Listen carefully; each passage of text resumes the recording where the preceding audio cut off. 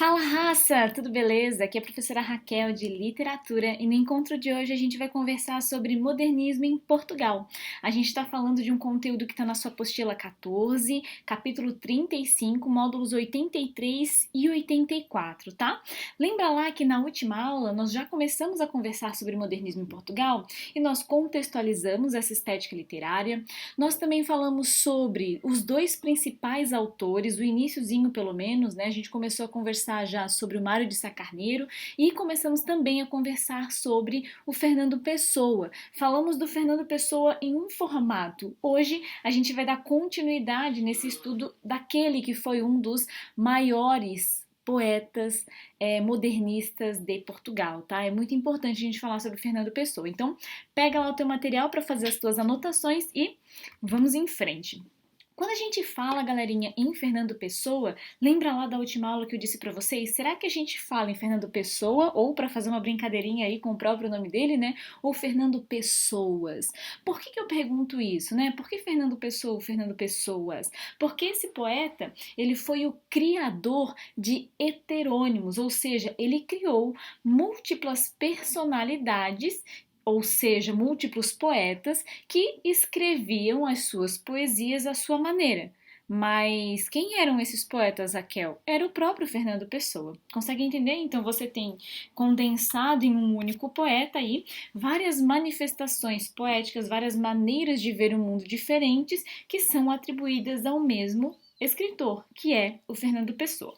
Lá na última aula a gente falou que quando as poesias do Fernando Pessoa são assinadas por ele mesmo, a gente chama de poesia ortônima, né? O que é um ortônimo? Ou seja, é um poeta que assina com o próprio nome dele, como Fernando Pessoa. Então, as poesias que têm essa assinatura são chamadas de poesia ortônimas. A gente também pode ver em alguns livros a expressão Fernando Pessoa por ele mesmo, como ele mesmo, tá? São expressões bastante utilizadas aí para se referir ao poeta quando ele assina os próprios poemas. Agora, quando ele apresenta outras personalidades, quando ele assina com outros nomes, aí nós vamos ter o Fernando Pessoa heterônimo. E, gente, o fenômeno da heteronímia foi um fenômeno criado pelo próprio Fernando Pessoa, tá? Ele traz pra gente, na verdade, uma brincadeira, porque quando a gente fala em heterônimo, a gente não tá falando da mesma coisa que um pseudônimo. Lembra lá? Um pseudônimo é quando um poeta, ele escreve com a sua própria maneira de ver o mundo, mas ele vai lá e ele o quê? Ele assina com outro nome. Simples assim, assinou com outro nome, ok? Uma vez descoberto, né, esse pseudônimo, a gente sabe exatamente a quem atribuir a poesia, ok? Agora, o que o Fernando Pessoa faz é criar personalidades. Então ele cria uma pequena biografia para cada uma das pessoas que ele inventa, para cada um dos seus heterônimos. Ele cria uma forma de escrever poesia, uma diferente da outra para cada um desses heterônimos, que são fruto, né, dessa biografia desses autores. Então existe toda uma história de vida que é criada para esses heterônimos do Fernando Pessoa. E a partir disso é que ele produz cada uma das obras poéticas, tá? O Fernando Pessoa tem vários heterônimos que ele deixou, mas existem três que são três principais, em que a gente pode considerar aí uma vasta obra poética. O primeiro deles que a gente vai conversar é o Alberto Caeiro, tá? Depois nós vamos falar um pouquinho sobre o Ricardo Reis e, por último, o Álvaro de Campos. Então, olha só, cada um desses heterônimos recebeu uma personalidade própria, uma biografia própria e possui um estilo de escrita próprios, ao mesmo tempo em que todos eles pertencem à mesma pessoa, porque todos eles, na verdade, são criação do Fernando Pessoa. Quem é que escreve a poesia? O Fernando Pessoa, mas aí ele assina ora como Fernando Pessoa, ora como Alberto Caeiro, ora como Ricardo Reis, ora como Álvaro de Campos. Raquel, é aleatório isso? Não, gente, não é aleatório. Por quê? porque ele precisa fazer todo um exercício criativo. Ele precisa, digamos que, assumir a personificação, por exemplo, do Ricardo Reis e escrever um tipo de poesia como se ele fosse essa personalidade que ele mesmo inventou. E o mais interessante é que quando o Fernando Pessoa cria esses heterônimos, ele está, como eu falei para vocês, brincando com a gente com a ideia da literatura, com a ideia da ficção, porque muito se pensou, né, durante muito tempo se imaginou que a literatura ela vai simplesmente refletir, né, aquilo que o poeta, aquilo que o escritor pensa, ou a maneira como o poeta e o escritor vê o mundo. E o Fernando Pessoa mostra pra gente como não, como na verdade o escritor ele pode ter essa capacidade criativa de imaginar um autor, conseguem entender? E a partir dessa imaginação autoral, pensar nos próprios poemas, pensar nos próprios escritos. Então, quando o Fernando Pessoa cria os heterônimos, ele está falando pra gente, inclusive, desconfiar dessa produção ortônima que a gente atribui ao Fernando Pessoa. Será que o Fernando Pessoa, que assinou os seus próprios poemas, trata, né, nessa poesia daquilo que ele realmente vê no mundo, da maneira como ele realmente vê o mundo, ou será que o próprio Fernando Pessoa poeta é uma invenção do escritor? Consegue entender? É muito louco pensar nisso, mas essas ideias são as ideias modernas e por isso que o Fernando Pessoa ele é tão importante para a literatura modernista portuguesa. E é interessante pensar que assim, quando ele cria esses heterônimos, ele está dando a chance para sua poesia ser lida para vários tipos de público. Conseguem entender por quê? Porque são poesias diferentes que vão atender a desejos de públicos diferentes, né? Nós não somos obrigados a gostar da mesma literatura, a gostar da mesma poesia, então ele abre esse leque. Ao mesmo tempo em que se hoje a gente pensa nos poetas mais importantes do modernismo em Portugal, eu vou ser até assim mais audaciosa, quando a gente pensa nos poetas mais importantes portugueses, considerando toda a história da literatura portuguesa, certamente 2 ou 3 poetas dentro dos heterônimos do Fernando Pessoa, incluindo o Fernando Pessoa ortônimo, farão parte da nossa lista. Então, olha só, o Fernando Pessoa, ele não foi só criativo, ele foi genial na sua criatividade, justamente porque ele foi significativo para a história da literatura portuguesa, tá bom? Bom, sobre essa criação dos heterônimos, o Fernando Pessoa falou o seguinte: sinto-me múltiplo, sou como um quarto com inúmeros espelhos fantásticos que torcem para reflexões falsas, uma única anterior realidade que não está em nenhuma e está em todas. Então olha só aquela brincadeira que ele faz, né? O poeta, o escritor, ele vai olhar para uma realidade que não está em lugar nenhum, mas ao mesmo tempo está em todos esses lugares, tá? Então não podemos esquecer, heterônimo é diferente de pseudônimo. Pseudônimo é só uma assinatura, heterônimo não. Além da assinatura, você tem, olha só, personalidades que são dotadas de uma certa história, de uma certa biografia, tá? E que possuem uma personalidade, uma forma de escrita, uma maneira de ver o mundo, uma maneira de pensar o mundo, uma diferente da outra, tá bom? Muito bem. O primeiro poeta que eu queria trazer para vocês, então, é o Alberto Caeiro. E olha só, sempre que a gente for falar dos heterônimos do Fernando Pessoa, prestem atenção nas imagenzinhas que eu colocar, porque essas imagens têm tudo a ver com a caracterização que o Fernando Pessoa deu para cada um desses heterônimos, tá? Então, olha só, você tem aqui um poeta que tá descalço, né? Tá com alguns elementos na mão, uma maçã e uma flor, tá pensando em quem? Carneirinhos, tá? Então, primeiro de tudo, a gente observa aqui um poeta simples, um poeta que tem uma certa ligação com a natureza, e esses carneirinhos aqui nos ajudam a lembrar o quê? Poderia ser a questão do sonho, poderia, mas também poderia ser a questão do campo. Então, o Alberto Caeiro, ele é um poeta campestre, e eu já vou explicar por quê. Antes a gente vai começar com uma poesia dele, tá? O Sou um Guardador de Rebanhos é uma das poesias, uma das maiores poesias do Alberto Caeiro, ela é bem extensa mesmo, mas eu trouxe só um pedacinho, porque esse trechinho já é suficiente pra gente conseguir entender aí do que se trata, né, esse heterônimo. E aí ele diz assim: sou um guardador de rebanhos. O rebanho é os meus pensamentos. E os meus pensamentos, olha isso, são todos sensações. Isso aqui é muito importante, tá? Penso com os olhos e com os ouvidos e com as mãos e os pés e com o nariz e a boca. ok? Como é que esse poeta pensa? Por meio das sensações. Pensar uma flor é vê-la, é cheirá-la. E comer um fruto é saber-lhe o sentido. Por isso, quando num dia de calor me sinto triste de gozá-lo tanto, e me deito ao comprido na erva e fecho os olhos quentes, sinto todo o meu corpo deitado na realidade. Sei a verdade e sou feliz. Então, olha só, para o Alberto Caeiro, a realidade ela é alcançada por meio do empírico. Então, a experiência de estar no mundo é tudo que ele precisa, é tudo que ele precisa saber. Para ele, a existência é isso, a existência é estar no mundo. E ele escreve o seu poema com muita simplicidade. Por quê? De acordo com o próprio Fernando Pessoa, o Alberto Caeiro, ele é um camponês lisboeta, ele é uma personalidade que teve uma educação muito precária, uma educação primária, assim, ele, né, iniciou-se na educação, mas não deu continuidade a ela, e por isso que os poemas que ele escreve são extremamente simples. Ele ficou órfão de pai e mãe, e por isso foi criado pelos tios no interior de Portugal, o que significa que ele teve contato com o campo, e é por isso que essa temática é muito importante para ele, tá? É um poeta que morreu jovem, um heterônimo, né, que morreu jovem, vai se utilizar, como eu falei assim, né, da linguagem simples, tem um relacionamento direto com a questão universal, tá?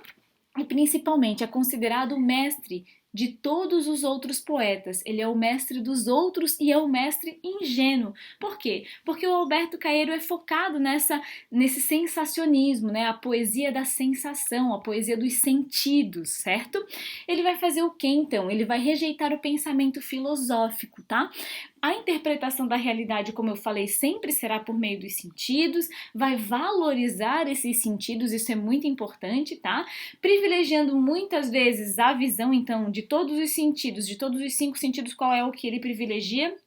Principalmente a visão na sua poesia, e vai o quê? Já que ele é um poeta do campo, vai valorizar a natureza. Então, a relação do homem com a natureza, a experimentação da natureza, o sentir os elementos da natureza é que vão compor a sua poesia. E já que ele é um poeta da concretude, do concreto, do experimento, né? Ele será um poeta ao mesmo tempo antimetafísico. Então ele não vai acreditar na religião, ele não vai acreditar no espírito, na alma. Ele é um poeta que vai focar de fato no concreto, naquilo que pode ser sentido, no físico, não no metafísico, ok? Então ele se afasta um pouco, por exemplo, daquelas ideias simbolistas que são pregadas anteriormente ao modernismo. Fechou aqui? Mais uma poesia para a gente poder encerrar o Alberto Caeiro. Pensar em Deus. Pensar em Deus é desobedecer a Deus, porque Deus quis que o não conhecêssemos, por isso se não nos mostrou. Sejamos simples e calmos, olha só a simplicidade, como os regatos e as árvores, e Deus amar-nos-á, fazendo de nós belos como as árvores e os regatos, e dar-nos-á verdor na sua primavera, e um rio aonde ir ter quando acabemos. Então, olha só, a própria manifestação divina, a própria manifestação de Deus é o quê? É o olhar para a natureza. Então, ele não acredita em algo que seja além daquilo que ele está vendo e daquilo que ele está sentindo, perfeito? O segundo poeta, o segundo heterônimo do Fernando Pessoa, é o Ricardo Reis.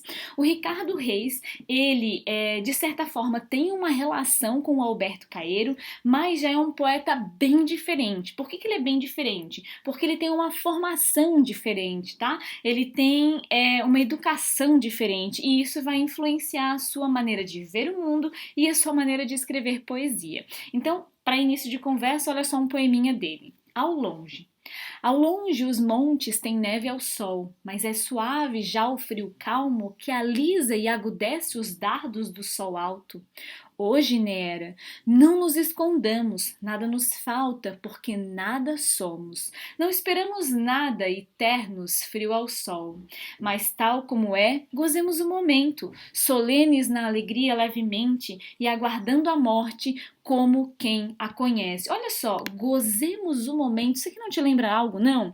Hoje, Neera, uma figura da mitologia greco-romana, eu até coloquei aqui para vocês, né? A Neera é a ninfa amada pelo sol, com quem teve 2 filhos. Significa, não só nesse poema, mas, né, na maioria dos poemas em que aparece, A juventude, traz essa ideia de juventude, a linguagem desse poeta bem mais rebuscada. Então, olha só, olha para a figura do poeta. O que será que esse poeta traz para gente? Um resgate da mitologia greco-romana, né? Tanto que olha só como é que ele está vestido, né? Caracterizado, justamente para lembrar a gente de que o Ricardo Reis é um poeta neoclássico, digamos assim. Ele vai resgatar os ideais do carpe diem, da harmonia, vai utilizar elementos greco-latinos, vai utilizar uma linguagem mais rebuscada, então a maneira de escrever poesia é muito mais formalizada do que o Alberto Caeiro, mas ao mesmo tempo também vai tratar, assim como os Árcades, por exemplo, né?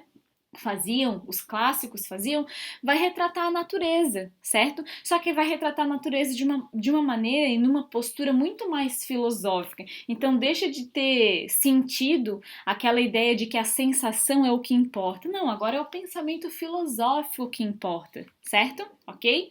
Então, o Ricardo Reis, ele é um médico e filósofo ao mesmo tempo, tá? Ele se muda para o Brasil em 1919 por questões políticas, por brigas políticas, porque ele é um monarca e Portugal está iniciando sua república. Tem uma educação ferrenha, uma educação jesuítica e por conta disso, né, você tem aí uma certa formalidade na poesia, tá?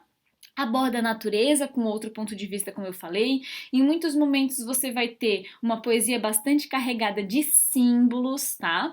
Então esses símbolos vão representar o quê? Vão representar os ideais clássicos greco-romanos, a linguagem vai ser rebuscada, tem um rigor formal que tem a ver com a formação, como eu falei para vocês. Aparece aqui a temática do carpe diem e também filosofias, tá, gente? Filosofias e reflexões sobre o ser humano e o seu contato com o mundo. Além disso, a gente tem também a presença de um certo paganismo, tá? Então, ele vai se referir a uma pluralidade de deuses, ele não vai se referir a um Deus único, né? E vai pregar também os ideais epicuristas e estoicistas, ou seja, epicurista nessa busca pela felicidade que deve ser feita de maneira o quê? Equilibrada, tá? Então por isso que uma felicidade relativa, esse equilíbrio dado lá, né? Pelos que foi na verdade um exemplo dos poetas greco-latinos que ele assumiu para poder retratar sua poesia, principalmente o Horácio, tá? O Horácio é, digamos que, o oráculo do Ricardo Reis. E o estoicismo, que é justamente na crença dessa felicidade como vindo apenas por meio de uma aceitação de um destino. Então, o destino tá aí, a gente aceita o que está proposto e acabou, não tem muito o que fazer, né? A gente não tem muito poder sobre aquilo que está agindo, então vamos aproveitar o momento, vamos fazer aquilo que a gente precisa, né? Vamos levar a vida até que a morte chegue, porque a gente sabe que a morte vai chegar. Então, outro poeminha aqui do Ricardo Reis, olha só. Para ser grande, ser inteiro, nada teu exagera ou exclui. Olha a noção do equilíbrio aqui. Ser todo em cada coisa, põe quanto és no mínimo que fazes. Assim, em cada lago a lua toda brilha, porque alta vive. Então, olha só, né? Existe toda uma reflexão filosófica, né? Por que a gente consegue enxergar em todos os lagos do planeta a Lua? Justamente porque a Lua, ela está distante da Terra. Conseguem entender? Então, existe todo aqui uma reflexão, além, obviamente, né, do rebuscamento da linguagem, tá? O último heterônimo que eu queria trazer para vocês é o Álvaro de Campos. E aí eu já trouxe uma poesia bem pequenininha do Álvaro de Campos em que ele diz assim: não sou nada, nunca serei nada, não posso querer ser nada. A parte disso, tenho em mim todos os sonhos do mundo. Então, olha só, um heterônimo que se esvazia de si próprio. Observação, não dá para ver, deixa eu me colocar aqui pro outro lado, para dar para você acompanhar. Olha só, esse heterônimo aqui, ele está carregando uma maleta, estão vendo aqui? Aqui dá para ver Paris, por exemplo, né? A referência a Paris. Então, o Álvaro de Campos é o poeta das viagens. Viagem vai ser o principal tema dele. Seja uma viagem para outros continentes, para outros lugares, tá? Seja uma viagem para dentro de si mesmo e principalmente, na verdade, uma viagem para dentro de si mesmo, tá? Ele é um poeta que vai gostar da divagação, de ficar olhando para o mar, de ficar pensando, inclusive, nas viagens que os portugueses fizeram, tá? O que a gente tem que saber sobre o Álvaro de Campos? Ele tem uma formação em engenharia, mas no momento em que ele escreve, ele está desempregado. Ele teve uma educação mediana, não teve uma educação tão empobrecida e tão primária como o Alberto Caeiro, nem tão rebuscada como o Ricardo Reis. Então é uma educação de liceu, uma educação vulgar, tá? Também viveu por muito tempo no porto, à espera de um navio que o levasse para poder viajar, já que ele gostava de viajar para dentro de si mesmo, né? Ele também queria viajar fisicamente falando, tá? Já falei que a viagem é o tema principal da sua obra. Ele vai tratar também de várias temáticas, como o saudosismo português, a autodestruição. Então você tem aí um poeta em muitos momentos bastante decadente com relação a ele mesmo, né? Quando ele fala, eu não sou nada, né? Não desejo ser nada, ele está fazendo isso bem decadentista. Em muitos momentos vai tratar da angústia, do tédio, do pessimismo, tá? É um poeta que entra em contato com o ópio, uma droga que é ilícita na época, e aí é que a gente tem o ópio influenciando também a sua escrita, então é uma escrita por vezes caótica, tá? Vai tratar de movimentos de vanguarda, ao mesmo tempo que também vai resgatar o sensacionismo lá do Alberto Caeiro. Só que vai resgatar o sensacionismo do Alberto Caeiro de outra forma, completamente de outra forma, porque ele vai ser bastante reflexivo também, bastante filosófico, tá? Bem diferente.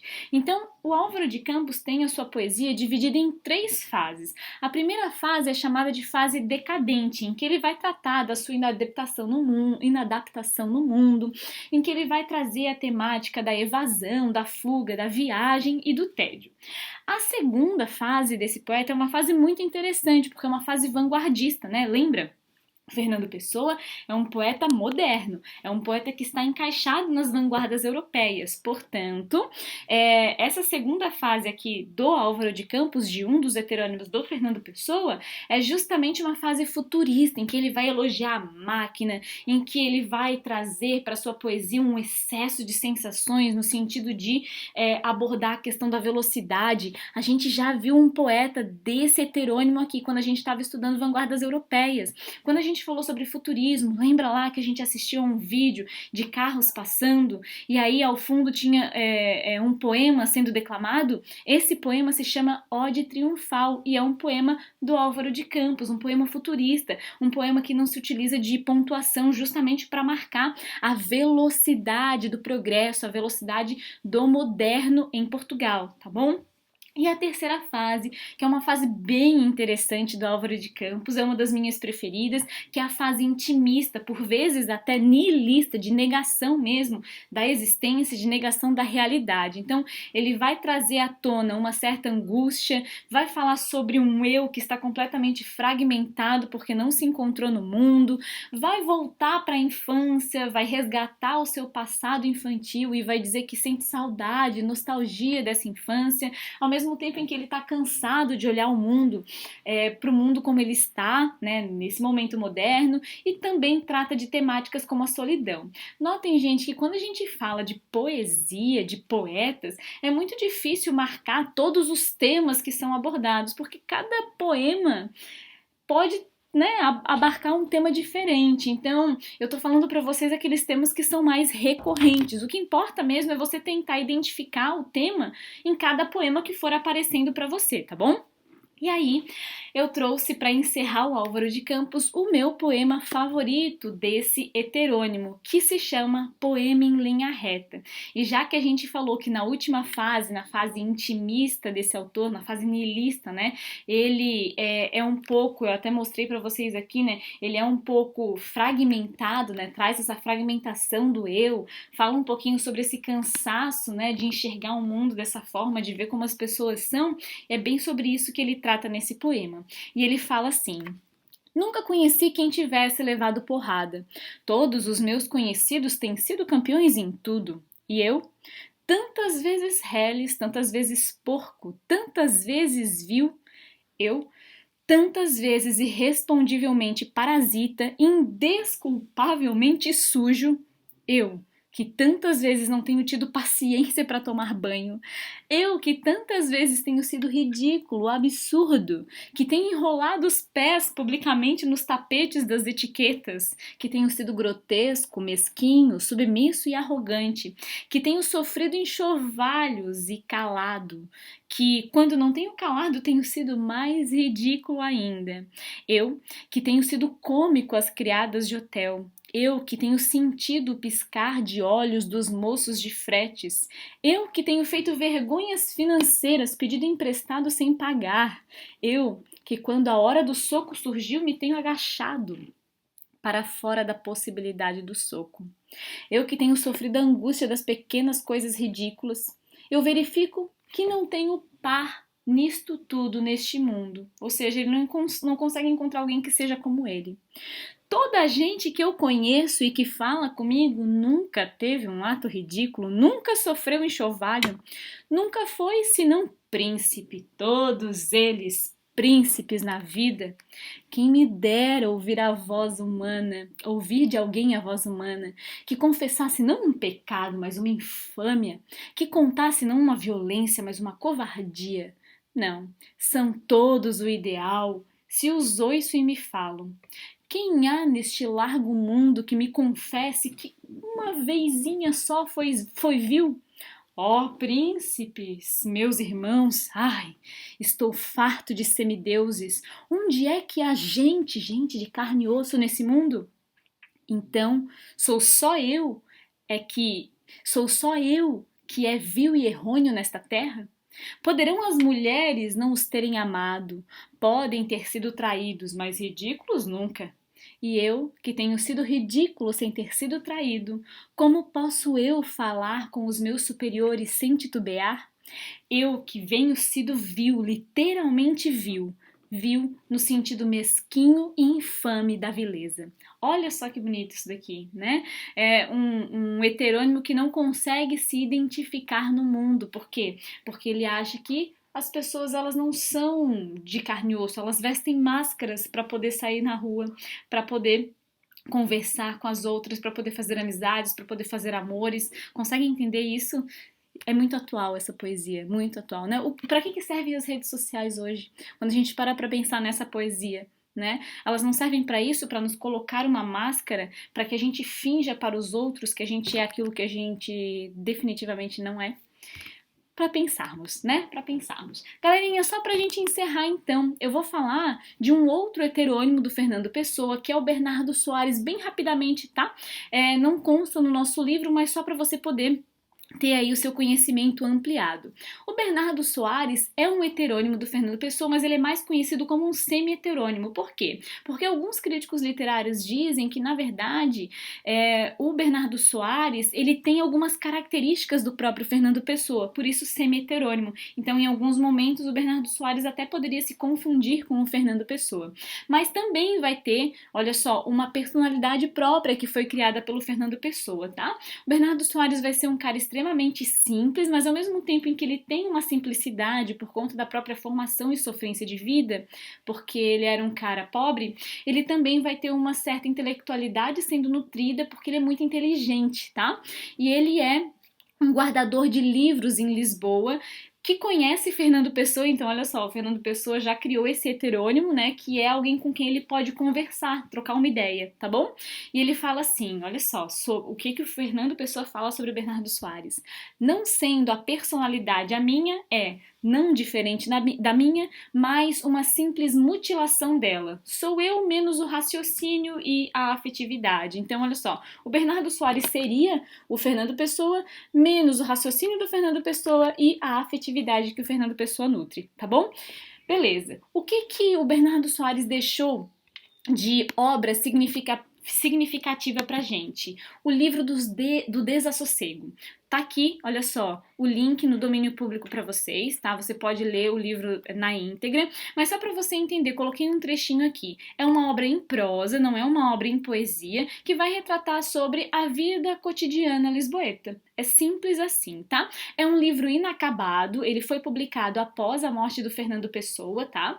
E ele era, na verdade, um projeto de fragmentação mesmo, tá? Quando você pega o livro, é um livro para se ter na cabeceira mesmo, porque é um livro que não exige de você uma leitura em ordem, na ordem em que ele está escrito ali, na ordem em que ele está, em que as histórias, as prosas estão dispostas. Então você pode ler, pode abrir, ler um trechinho, fechar. Depois abrir de novo, ler outro trechinho. É uma obra bem fragmentada. E em cada fragmento você vai ter aí, né, uma visão, uma maneira de olhar o mundo, um retrato da realidade desse heterônimo, desse semi-heterônimo da época em que ele escreveu. Perfeito? Galerinha, aqui eu coloquei, olha só, o que é o tal do sensacionismo que eu falei para vocês, né, em pelo menos dois dos poetas, o Alberto Caeiro e o Álvaro de Campos. Então não se esqueçam, sensacionismo é a poesia das sensações. Lá no Alberto Caeiro a gente tem a sensação pela sensação e isso prova a nossa existência. E por último, no Álvaro de Campos, a gente tem a sensação que vai levar a um pensamento filosófico. Então, são duas fases do sensacionismo, tá? Essa vertente aqui, na verdade, né, essa filosofia, foi proposta também pelo Fernando Pessoa, tá? Foi o Fernando Pessoa quem criou isso e escreveu sobre o sensacionismo. Muito bem.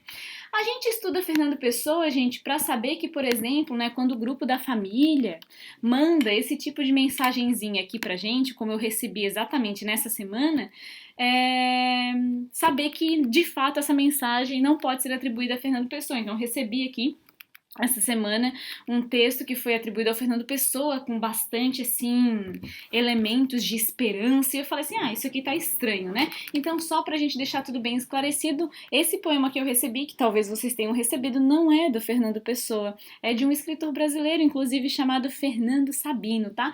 Então, olha só, se você recebeu uma mensagem com uma certa esperancinha, né, um tipo de conteúdo esperançoso, duvide que seja do Fernando Pessoa, porque em muitas fases do Fernando Pessoa ele era extremamente pessimista. Filosófico, reflexivo, sim, mas em muitos momentos, na maioria dos momentos, pessimistas. Deixei aqui para vocês também de presente o link para você acessar toda a obra que foi publicada até hoje, né, do Fernando Pessoa, tá, gente? Então, se você quiser ler um poema, se você quiser ler o livro do Desassossego, enfim, o que você quiser, se você quiser só ali dar uma fuçada para saber o quanto ele produziu, tem as cartas também que ele trocou com outros escritores, tem uma carta que ele trocou com o Marinetti, olha só, gente, ele escreveu uma carta pro Marinetti, né, lembra lá o Marinetti do futurismo? Então, e, enfim, tem toda a obra dele aí para você poder ter acesso. Vamos encerrar com um exercíciozinho, bem rapidão? Então, olha só, vamos lá. Assinale a alternativa incorreta em relação ao processo heteronímico de Fernando Pessoa. Então, a gente está falando dos heterônimos do Fernando Pessoa. Olha só, Alberto Caeiro valoriza as coisas concretas, lembra lá o empirismo, e recusa a metafísica, sim. Ao mesmo tempo em que ele valoriza o concreto, ele recusa aquilo que está no plano metafísico, aquilo que não pode ser sentido, aquilo que não pode ser tocado, fechou? Letra A está correta. Letra B. Ricardo Reis é o poeta da temática e linguagem clássicas. Lembra lá a referência greco-romana? Perfeito. Tendo em sua obra temas como paganismo, como o destino e como a morte. Perfeito. C. Álvaro de Campos é o poeta da temática futurista, não só, mas também, né? O Álvaro de Campos, ele vai ter a sua segunda fase, que é uma fase de vanguarda, uma fase futurista. Vive a euforia, mas também, olha só, a melancolia da modernidade. Perfeito, não é à toa que ele vai escrever na sua última fase lá, uma fase mais intimista, o que, gente? As odes dele, né? A esse pensamento completamente interiorizado, a um pensamento bem melancólico. Perfeito. Letra D. Fernando Pessoa traz, em sua poesia, a temática da dor. Olha só, agora é o Fernando Pessoa ortônimo, né? Do ceticismo, do idealismo, da melancolia e do tédio. Perfeito, olha só, em contraponto àquele último poeminha que eu falei que eu recebi pelo WhatsApp da família, né? Olha só, ele vai falar assim, o Fernando Pessoa ortônimo, daquilo que ele está vivendo no modernismo. Então ele fala sobre dor, ele fala sobre um ceticismo, né, frente ao que se está vivendo, mas ao mesmo tempo ele tem uma idealização. E também observa aquilo que ele vê no mundo com uma certa melancolia, um certo tédio. Perfeito. Agora olha só a letra E. Fernando Pessoa ortônimo é, a exemplo de Ricardo Reis, ou seja, um heterônimo dele, um poeta neoclássico, preocupado com a brevidade da vida. De fato, o Ricardo Reis é um poeta neoclássico preocupado com a brevidade da vida. Mas essa é uma característica do heterônimo Ricardo Reis. O Fernando Pessoa ortônimo não tem esta relação direta, é o mesmo poeta, mas não tem a relação direta com essa temática. Portanto, a letra E é a alternativa incorreta e que deve ser assinalada. Fechou, galerinha? Eu deixei aqui, então, os exercícios que vocês devem fazer tanto na apostila quanto no estudos, tá? Então, não se esqueçam de fazer os exercícios e tirem as suas dúvidas no plantão. Eu aguardo por vocês, então, essa semana. Fechou? Um grande beijo, até a próxima aula. Tchau!